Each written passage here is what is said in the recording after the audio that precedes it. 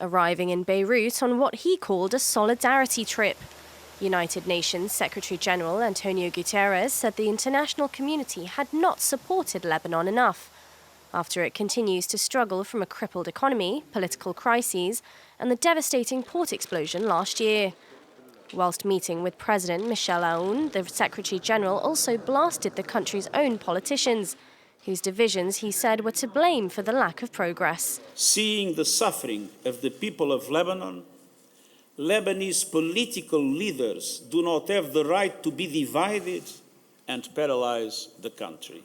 I urge the country's politicians to work together to resolve this crisis. And I call on the international community to strengthen its support to Lebanon.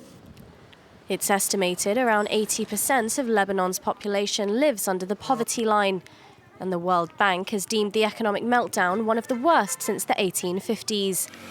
The Lebanese president says officials were working with the International Monetary Fund to restart the economy and reassured that elections would be held early next year, in a vote that many see as a challenge to the ruling elite.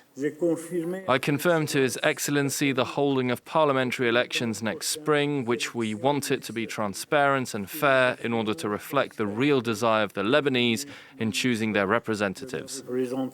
Due to infighting, Cabinet has not met since mid-October, with particular discord over the judge charged with investigating the 2020 Beirut port explosion. Guterres will also visit the site of the blast to pay tribute to the victims before his departure on Wednesday. And he's also set to visit the northern city of Tripoli and the UN interim force in the south of Lebanon.